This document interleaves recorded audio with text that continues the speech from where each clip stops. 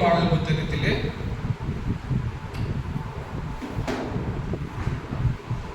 189 189 பெரிய பாடல் புத்தகத்திலே 189 காலை ஒளி தோன்றவே. அந்த பாடலை பாடுவோம். காலை ஒளி தோன்றவே காரிருளும் நீங்கவே கர்த்தர் வந்து கன்னியை வீடு சேர்ப்பார். தேவவாசல் நம்முடன் எருசலேமிலே கன்னியாவும் துடைப்பார் காலை வேளை. அல்லேலூயா அல்லேலூயா. முகமுகமாய் காணலாம் பூவிலோடி முடிந்த பின். அல்லேலூயா அல்லேலூயா. காண்போம் அவர் கிருபையால். அல்லேலூயா. கன்னிமை பொழுதிலே காசினி விட்டேகுவோம் கைத்தளம் தொனிக்குமே. அல்லேலூயா. கரை சேவோம் கடைசியாய் பயம் துக்கம் போகுமே. ஆளுவோம் இயேசுவுடன். அல்லேலூயா அல்லேலூயா அல்லேலூயா. முகமுகமாய் காணலாம் பூவிலோடி முடிந்த பின். அல்லேலூயா அல்லேலூயா. காண்போம் அவர் கிருபையால். அல்லேலூயா. ஆட்டுக்குட்டி சீயோனில் கூட்ட பரிசுத்தராம் நெற்றியில் இருப்பது தேவநாமம். கூட்டமாய் சேர்ந்தவர் புது பாட்டு பாடுவார் முதலடிவர்களே. அல்லேலூயா அல்லேலூயா அல்லேலூயா. முகமுகமாய் காணலாம் பூவிலோடி முடிந்த பின். அல்லேலூயா அல்லேலூயா. காண்போம் அவர் கிருபையால். அல்லேலூயா. சந்தோஷ கீதங்களுடன் சந்தோஷிப்போம் நாம் எல்லோரும் மனநாளில். அல்லேலூயா. மகிமை ராஜ்யங்களில் தைத்து வெண்மை வஸ்திரம் போரில் வென்று வாழ்வோம். அல்லேலூயா அல்லேலூயா அல்லேலூயா. முகமுகமாய் காணலாம் பூவிலோடி முடிந்த பின். அல்லேலூயா அல்லேலூயா. காண்போம் அவர் கிருபையால். காலை ஒளி தோன்றவே காரிருளும் நீங்கவே கர்த்தர் வந்து கன்னியை வீடு சேர்ப்பார். தேவவாசல் நம்முடன் புது எருசலேமிலே கன்னியாவும் துடைப்பார். அல்லேலூயா அல்லேலூயா. முகமுகமாய் காணலாம் பூவிலோடி முடிந்த பின். அல்லேலூயா அல்லேலூயா. காண்போம் அவர் கிருபையால். அல்லேலூயா. ஆமென். அதாவது கர்த்தர் வந்து நம்மளை சேர்த்துக் கொள்வார். இந்த பாடல் முழுவதும் அதான் போட்டிருக்கு. அல்லேலூயா. அடுத்த பாடல் பாடுவோம். பெரிய பாடல் புத்தகத்திலே 245 245. நான் எப்போதும் நிர்மூலம் ஆகாததும் தேவ கிருபையே. நான் எப்போதும் நிர்மூலமாகாததும் தேவ கிருபையே. நான் உயிருடன் வாழ்வதும் சுகமுடன் இருப்பதும் கிருபையே.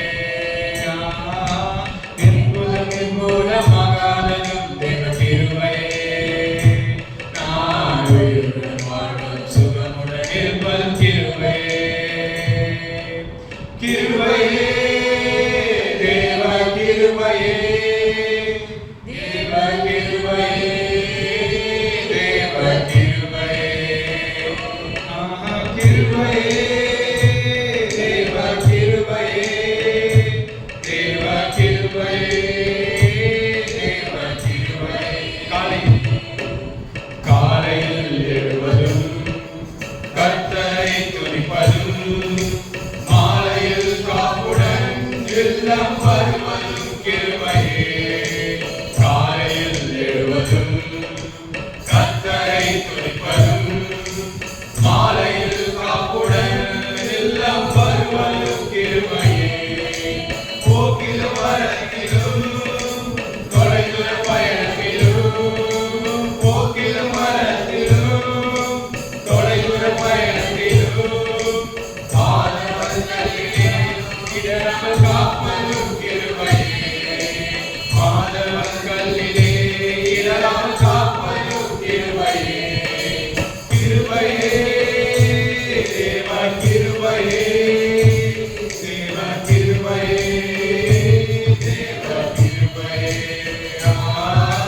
கிருபையே தேவ கிருபையே தேவ கிருபையே தேவ கிருபையே அக்கி நடுவிலே தூதனாக நின்று என்னை காப்பதும் கிருபையே அக்கி நடுவிலே என்னை எரிச்சிட நேர்ந்தாலும் தூதனாக நின்று என்னை காப்பதும் கிருபையே ஆடி நடுவிலும் சேரும் புயலிலும் ஆடி நடுவிலும் சேரும் புயலிலும் நீர்மை நடந்து வந்து என்னை காப்பதும் கிருபையே நீர்மை நடந்து வந்து என்னை காப்பதும் கிருபையே கிருபையே தேவ கிருபையே தேவ கிருபையே தேவ கிருபையே கிருபையே தேவ கிருபையே தேவ கிருபையே தேவ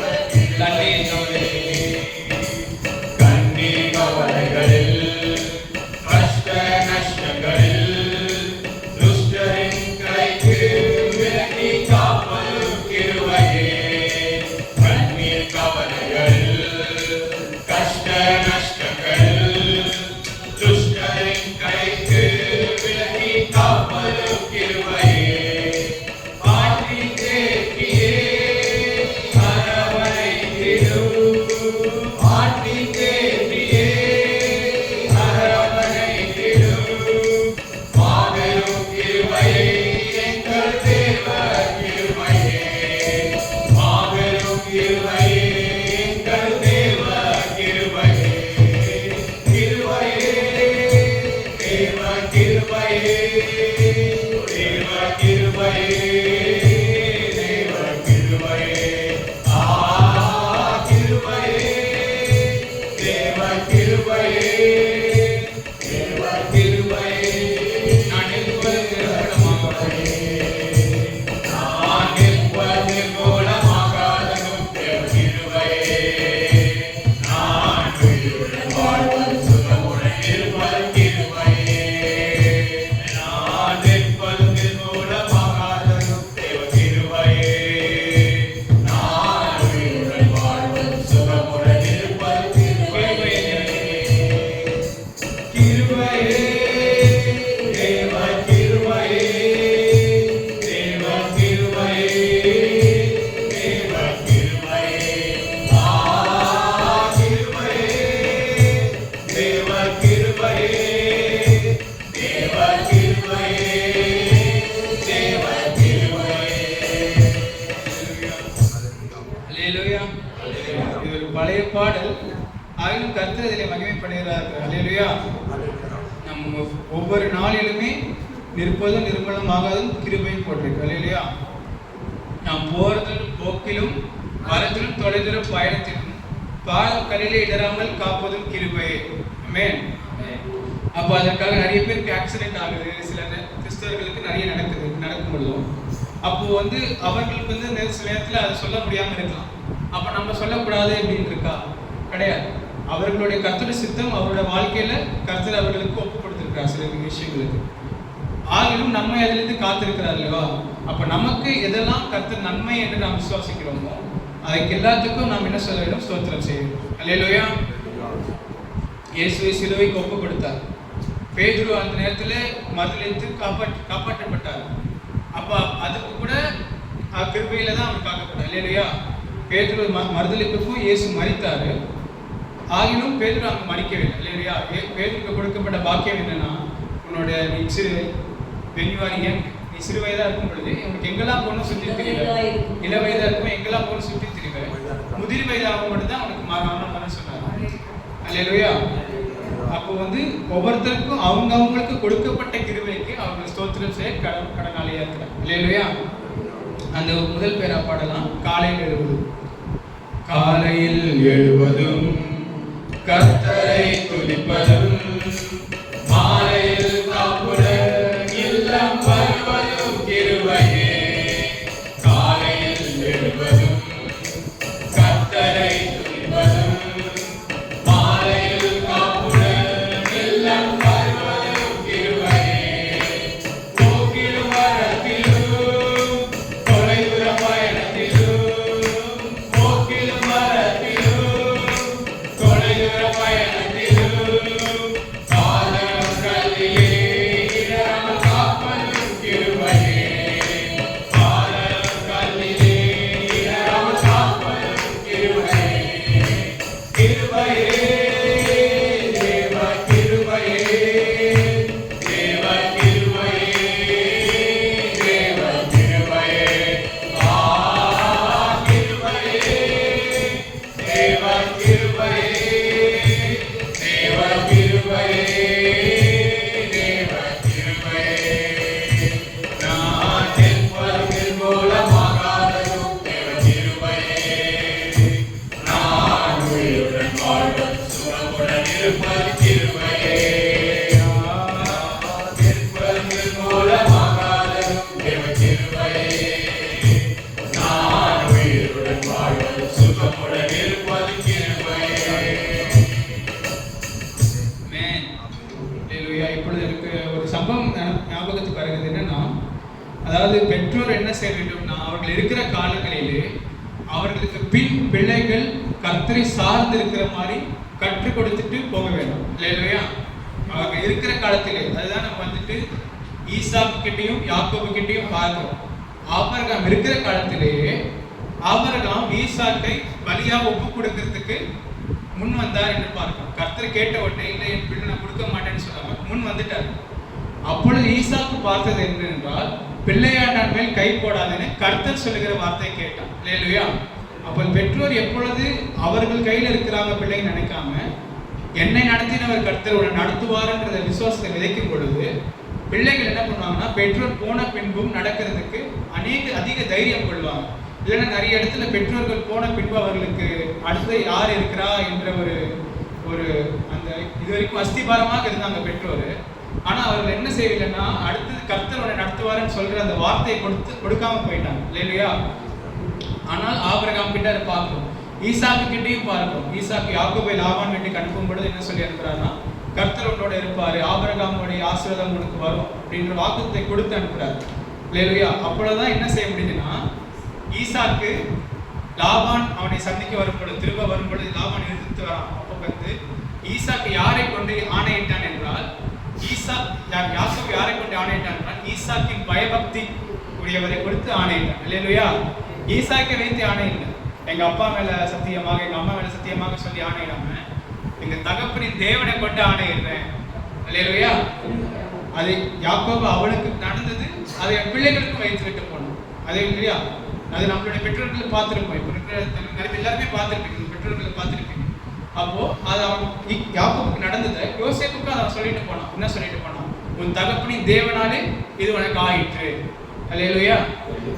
அந்த மாதிரி நம்ம வந்து பிள்ளைகளுக்கு வைத்து விட்டு போகிற அளவுக்கு. அல்லேலூயா. அதான் 2வது அதிகாரத்தை பார்க்கலாம். அக்கினி நடுவில் அந்த பாடுவோம். அக்கினி நடுவிலே எதிர்த்திட நேர்ந்தாலும் தூதனாக நின்று என்னை காப்பது கிருபையே. அக்கினி நடுவிலே என்னை எதிர்த்திட நேர்ந்தாலும் தூதனாக நின்று என்னை காப்பது கிருபையே. ஆழி நடுவிலும் சீரிடும் புயலிலும் ஆழி நடுவிலும் சீரிடும் புயலிலும் நீர்மேல் நடந்துவது என்னை காப்பதும் கிருபையே. நீர்மேல் நடந்துவது என்னை காப்பதும் கிருபையே. கிருபையே தேவ கிருபையே தேவ கிருபையே தேவ கிருபையே. கிருபையே தேவ கிருபையே தேவ கிருபையே தேவ கிருபையே. நான் நிற்பதின் மூலமாகவும் தேவ கிருபையே. நான் உயிருடன் வாழ்வது சுகமுடன் இருப்பது கிருபையே. நான் நிற்பதின் மூலமாகவும் தேவ கிருபையே. நான் உயிருடன் வாழ்வது சுகமுடன் இருப்பது கிருபையே. ஹல்லேலூயா. இயேசு இந்த உலகத்தை விட்டு பிரிந்து செல்லும் பொழுது அவருடைய சீஷர்களுக்கு சொல்லி வச்சு போனது, அவர் யோவான் 17ஆம் அதிகாரம் எடுத்து பார்த்தீங்கன்னா ஒரு ஜெபம் செய்வார். பிதாவே, கொடுத்த உம்முடைய பிள்ளைகளை எனக்கு கொடுத்தீங்க, என் நாமத்தினால அவர்களை காத்து கொண்டேன். ஆனால் இப்பொழுது நான் போறேன், இந்த உலகத்தை விட்டு என்னுடைய உலக வாழ்க்கை முடிய போகுது. அவர்களை திரும்பி உங்கள்கிட்ட ஒப்பு கொடுத்துறேன், உன் நாமத்தினாலே காத்து கொள்ளுங்க. இல்லையா? இயேசுவும் போகும் பொழுதும் அவர் திரும்பி போயிட்டு வர போறாரு, 3 நாள்ல உயிர்த்தெழ போறாரு. ஆனா அந்த 3 நாளுக்கும் என்ன தேவை? கிருபை தேவை, பாதுகாப்பு தேவை. அப்ப அந்த 3 நாளைக்கும் பிதாவோட கையில ஒப்பு கொடுத்துட்டு போறார். இல்லையா? இல்லையா? அவர் அதான் சொல்றாரு, நான் போறேன்னு சொல்றேன், நீங்க ரொம்ப கஷ்டப்படுறீங்க, இது ரொம்ப வேதனையா இருக்குது, ஆனா கவலைப்படாதீங்க, திரும்ப வருவேன். இவ்வளோத்தையும் சொல்றாரு, ஆறுதல் சொல்லிட்டாரு. யோவான் 14 முதல் 16 வரைக்கும் ஃபுல்லா ஆறுதல் கொடுத்தாச்சு. ஆகிலும் 17ஆம் அதிகாரம் ரொம்ப முக்கியம். 17ஆம் அதிகாரத்துல ஒரு ஜெபம் நடக்குது. என்ன நடக்குதுன்னா, பிதாவே இவர்களை பார்த்துக்கொள்ளுங்க, அவளை உலகத்தை விட்டு எடுக்கணும்னு நான் கேட்கல, ஆனா அவங்களை தீமையிலிருந்து காத்துக்கொள்ளுங்க. அல்லேலூயா அல்லேலூயா. 3ஆம் இது பாடலாம், ஏன்னா நமக்கு ஆறுதல். கண்ணீர் கவலைகள். இல்லையா? கண்ணீர் கவலைகளில் கஷ்ட நஷ்டங்களில் துஷ்டரை கைக்கு விலக்கி காப்பதும் கிருபையே. கண்ணீர் கவலைகளில் கஷ்ட நஷ்டங்களில் துஷ்டரை கைக்கு விலக்கி காப்பதும் கிருபையே. ஆற்றி தேற்றியே அரவணைத்திடும், ஆற்றி தேற்றியே அரவணைத்திடும், மாபெரும் கிருபையே எங்கள் தேவ கிருபையே.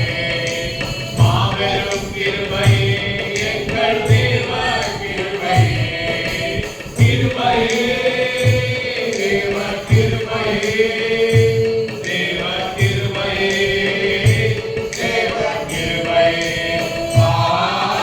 கிருபையே தேவ கிருபையே தேவ கிருபையே தேவ கிருபையே. நான் நிற்பதின் மூலமாகவும் தேவ கிருபையே. நான் உயிருடன் வாழ்வது சுகமுடன் இருப்பது கிருபையே. நான் நிற்பதின் மூலமாகவும் தேவ கிருபையே. நான் உயிருடன் வாழ்வது சுகமுடன் இருப்பது கிருபையே. ஹல்லேலூயா. இது ஒரு சாட்சியாக சொல்லணும். என்னன்னா, பெற்றோர்கள் பிள்ளைகள் தெரியுமா, அவர்கள் பார்க்கறது அவங்க மேக்ஸிமம் செய்யறதுக்கு ட்ரை பண்ணுவாங்க. இல்லையா? அவர்களுக்கு என்ன விதைக்கப்படுதோ, ஒரு மனுஷனுக்குள்ள என்ன விதைக்கப்படுதோ அதுதான் நம்ம கனியா கொடுக்க முடியும். அவனுக்குள்ள விதை இல்லைன்ற பொழுது அவன் கனி கொடுக்க முடியும். இல்லையா? என்னோட வாழ்க்கையில விதைக்கப்பட்டது என்னன்னா, எங்க அப்பா சொன்னது, நானும் அம்மாவும் போயிடுவோம்டா, அதுக்கப்புறம் நீங்க வாழ்க்கையை பார்க்குற நாள் வரும் அப்படின்னு சொல்லிட்டு சின்ன வயதிலேயே சொல்லிவிட்டாரு. முன்னாடியே, இப்போ 2 வருஷம் முன்னாடியே சொல்லிவிட்டாரு. அப்போ எதற்காகனா, அந்த விதையை போட்டு விட்டார். நான் போகிறேன், நீ உன்னை பார்த்துக்கிறதுக்கு தயாரா இரு அப்படின்றது. அப்போ அதற்கேற்ற வார்த்தை வந்து கிரியை செய்யாது இல்லையா? அது மாதிரி கர்த்தர் நடத்துவார். அதே போல நீங்களும் என்ன செய்யணும், பிள்ளைகளுக்குனா விதைக்கணும். ஆமாம், நான் வந்து எப்பொழுதும் இருக்க போறது இல்லை, இருக்கிற வரைக்கும் நான் காக்க முடியும், ட்ரை பண்ணேன். ஆனால் இருக்கும் பொழுதும் கர்த்தர் உன்னை காவாராகில் காக்க முடியாது இல்லையா? உன் ஒப்பு கொடு, கர்த்தருக்கு உன்னை ஒப்பு கொடுக்கிற காரியங்களை ஒப்பு கொடுக்க வேண்டும் என்று ஆலோசனை சொல்லுகளாக நம்ம காணப்படுகிறோம். மேம் பாடல் 242 அந்த பாடலாம் 242 பெரிய பாடலுக்கு 242 முற்றிலும் அழகானவர். மேன் ஆகிலும் அதாவது, ஆனால் நான் உண்மையாக சொல்ல போனால் என் தகப்பனாரிடத்தில் கற்றுக்கடை விட இப்போ நான் அதிகமாக கற்றுக்கொண்டேன் இல்லையா? அப்பொழுது விதைக்கப்பட்ட அநேக தூவி இருக்கலாம், எங்கள் தகவல் அநேகமாக விதைகள் தூவி இருக்கலாம். ஆனால் எனக்குள்ள விதைக்கப்பட்டது ரொம்ப சின்ன காரியங்கள் தான். இப்பொழுது அவருக்கு பின்பாக அநேக நான் கற்றுக்கொள்றேன் வேதத்திலிருந்து. அப்போ ஜீவனுள்ள தேவன் இருக்கிறதுனால இந்த மனிதர் இருக்கிற வரைக்கும் தான் நமக்கு வழிகாட்டுதல். இந்த மனிதர் எடுத்துட்டாருன்னா எனக்கு வழி இல்லை அப்படின்ற எண்ணமே கிடையாது. இயேசு உலகத்தில் இருக்கும் பொழுதுமே அதான் சொல்றேன், இயேசு வந்து 3 வருடம் இருந்தார் என்றால், இயேசுவை நம்பி சிஷ்யர்கள் இருந்தாலும் அவர்கள் போன பின் காக்கிறதுக்கு கர்த்தர் இருக்கிறார் இல்லையா? பிதா இருக்கிறார். பிதா வந்து அவர்களை காத்து நடத்துறதுக்கு இருக்கிறார். அதே மாதிரி அநேக காரியங்களை பின்னும் உங்களை காட்டிலும் உங்க பிள்ளைகள் என்ன செய்வாங்க, ஒரு காலத்துல கற்றுக்கொள்வாங்க, தேவனோடு ஐக்கியமா இருக்கும். அமேன். அதை நீங்க முதலாவது விசுவாசிக்கிறீங்க. அமேன். 242 பாடலாம். முற்றிலும் அழகானவர் எல்லாரிலும் ஆசீர்வதித்தோர் தேவாதி தேவனானவர் நேச கல்வாரி நாயகர். முற்றிலும் அழகானவர் எல்லாரிலும் ஆசீர்வதித்தோர்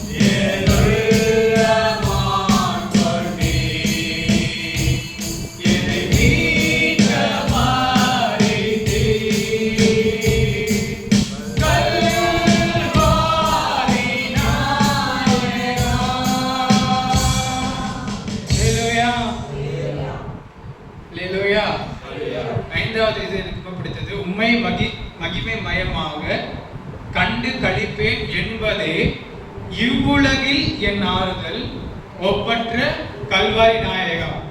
தேவனை நாம் மகிமையாக பார்ப்பது, இயேசுவை மகிமையாக பார்ப்பது எப்படின்னா, அவர் தமது மகிமை நமக்கு தரும் பொழுது, அவருடைய மகிமை நமக்கு தரும் பொழுதுதான் நம்மிலே இயேசு மகிமைப்படுவாரு, நம்ம அவரை மகிமைப்படுத்த முடியும். அல்லேலூயா.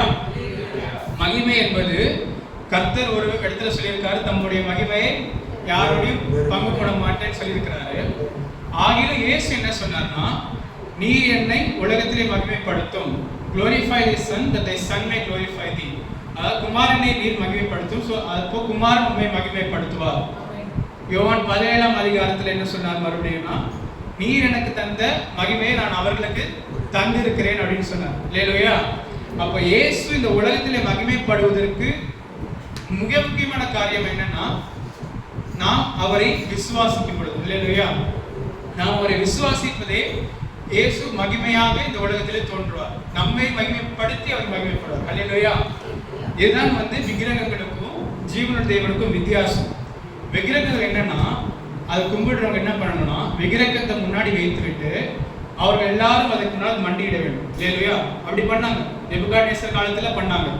ஓகே, இப்ப இருக்கிற காலங்கள்ல நான் சொல்லல. நேபுகாத்நேசர் காலங்கள்ல என்ன செஞ்சாங்கன்னா, நேபுகாத்நேசர் என்ன சொன்னாரு, பெரிய ஒரு சிலையை செய்துட்டு எல்லாரும் வணங்குங்க, கீத வாக்கியங்கள்லாம் போடும்போது எல்லாரும் வணங்குங்க அதுக்கு முன்பாக அப்படின்னாரு. அப்போ அவங்க அந்த விக்கிரகங்கள் எப்படின்னா, வணங்கும் பொழுது அந்த விக்கிரகத்தை வச்சு மகிமைப்படுத்துறது. ஆனா கர்த்தர் மகிமைப்படுறது அப்படி அல்ல.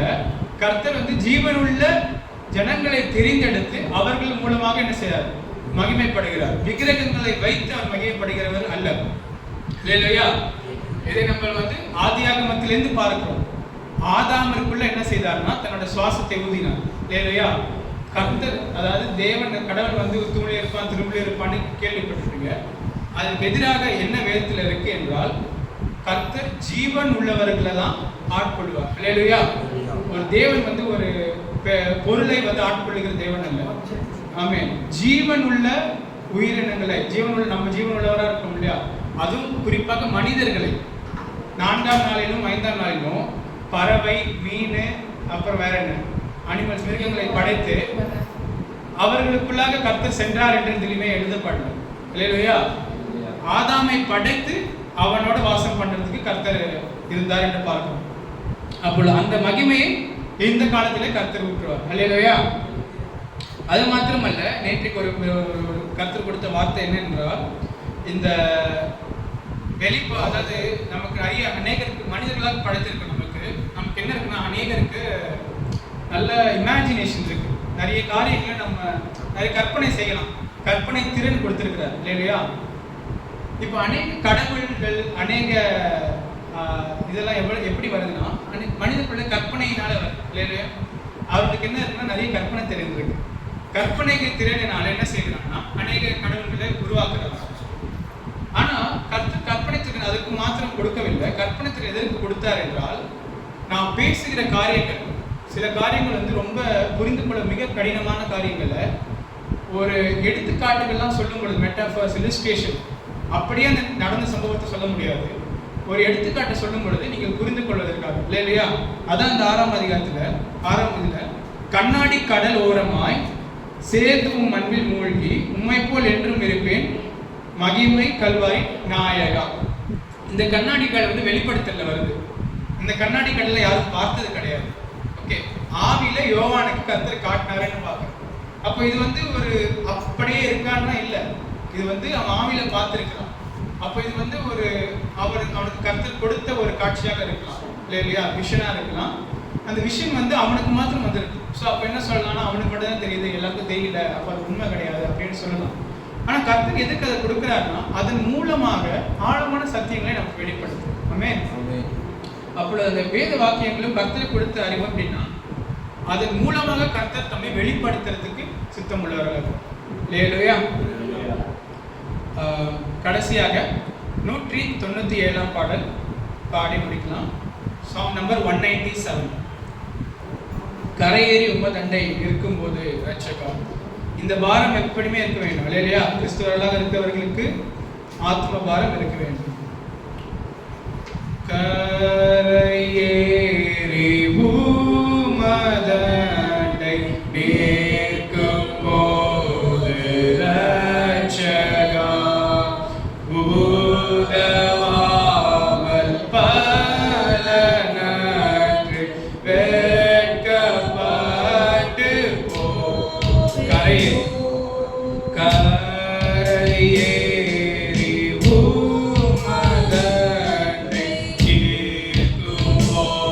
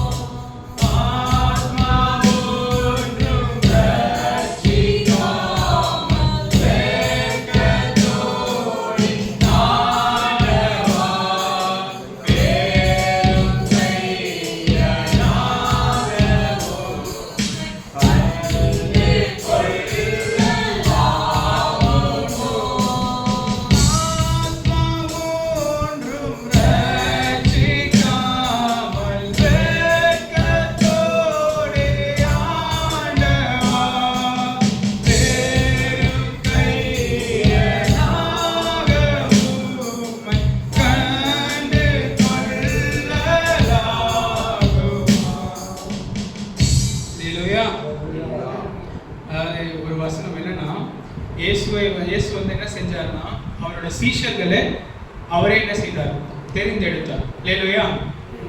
நம்மளுடைய வாழ்க்கையில நமக்கு நிறைய பேர் தெரிஞ்சிருக்கும். மேன் இவங்க கிட்ட சொன்னா இவங்க ஏத்துக்குவாங்க, இவங்க கிட்ட சொன்னா ஏத்துக்க மாட்டாங்க அப்படின்ற தெளிவும் நமக்கு இருக்கும். அல்லேலூயா. இயேசுவும் தன்னை தேடிகளை தான் அவர் ஆண்டையில சேர்த்துக் கொள்கிறார். இல்லையா? பிரிந்து போகிறவர்களை போய் கட்டி போட்டுட்டு இழுத்துட்டு போறது இல்லை.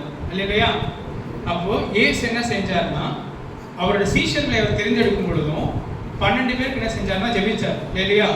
இந்த 12 பேருக்கு ஜெபித்து, இந்த ஒவ்வொருவரும் எனக்கு வேணும் ஆண்டவரே அப்படின்னு ஜெபித்தாரு. ஜெபித்து தெரிந்தெடுத்தார். இயேசு உலகத்தில் வாழ்கிற நாட்கள்ல அவர் தெரிந்தெடுக்குமா என்ன நினைச்சு இருந்திருப்பாரு? இவங்க எல்லாரும் என்னோட இருப்பாங்க, கடைசி வரைக்கும் இந்த 12 பேரும் என்னோட இருப்பாங்கன்னு நம்பி தான் எடுப்பாங்க. கரெக்டா? இப்போ நமக்கும் ஒரு விஷயம் செய்யறோம், செய்யும் பொழுது இந்த காரியம் ஊத்திக்கும்னு சொல்லிட்டா நம்ம செய்வோம். இந்த காரியம் நல்லா இருக்காது, it will be a very bad அப்படின்னு எடுப்போம். இருக்காது. அது வந்து நல்லா பியூட்டிஃபுல்லா இருக்கும். அது நல்லா என்னது ஆரம்பித்தோட முடிவு வந்து சம்பூர்ணமா இருக்கும். இல்லையா? ஆரம்பத்துக்கு முடிவு சம்பூர்ணமா இருக்குன்னா ஆரம்பிப்பாங்க.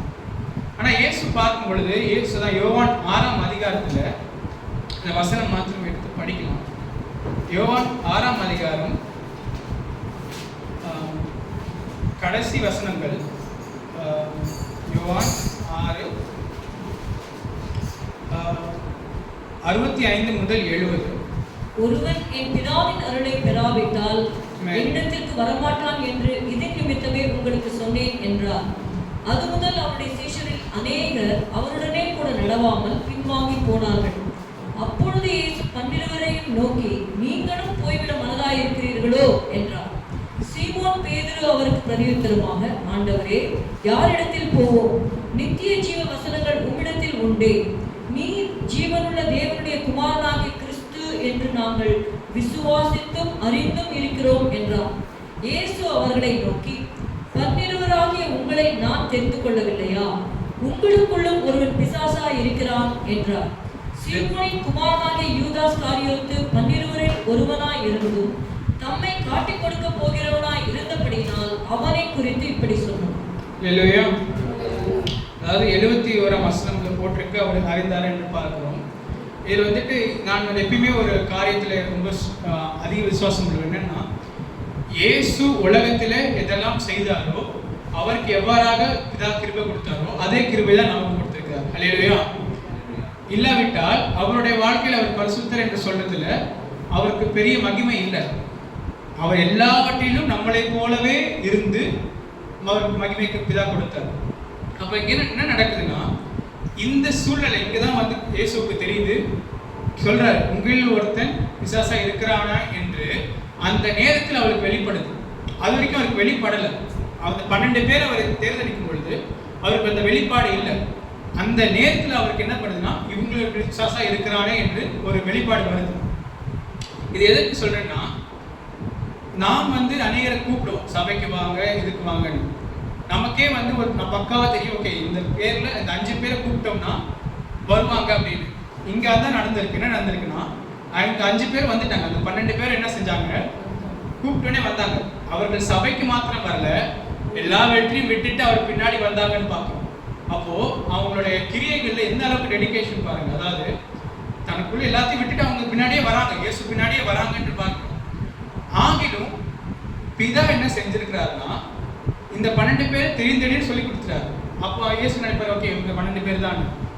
ஆனா அதுல ஒருத்தன் வந்து என்னதை காட்டி கொடுக்கறதுக்காக வைத்திருக்காரு பிதா. இல்லையா?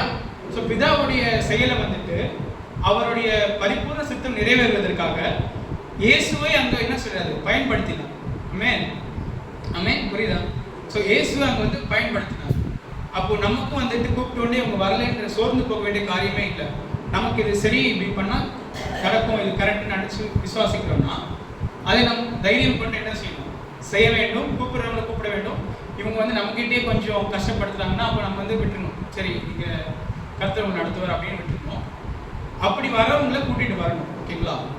அப்போ வந்து அதுலயும் நீங்க கூட்டிட்டு வர, நீங்க 5 பேர் கூட்டிட்டு வந்தா பிதா அதுல வந்துட்டு 2 பேர் தள்ளிட்டு 3 பேர் வைத்துக் கொள்கிறார். இந்த மாதிரி கூட இருக்கலாம். புரியுதா? இதெல்லாம் எதற்கு நிறைவேறுச்சுன்னா, பின்னாடி எனக்கு வேதத்துல படிச்சுன்னா உங்களுக்கு தெரியும். வேத வாக்கியங்கள் நிறைவேறும்படி இது நடந்தது என்று இயேசு அதை மகிழ்ச்சியோடு ஏற்றுக்கொண்டார். அல்லேலூயா. அதாவது நம்மளை விட்டுட்டு போறாங்களே, நம்ம கூட்டிட்டு வந்தோம், ஆனா நம்ம கூட்டிட்டு வந்தோம் கடைசியில் அவங்க வேணான்னு போறாங்களே அப்படின்னு நினைக்கும் பொழுது ஏசு அதில் சொல்றது என்னன்னா, அவருக்கு இருந்த ஆறுதல் என்ன, வேத வாக்கியங்கள் நிறைவேறும்படி இவ அனைத்தும் நடந்தது என்று அதில் அவர் மிகுந்த ஆறுதலையும் சமாதானத்தையும் பெற்றதா இருக்கார் இல்லையா? ஆமென்.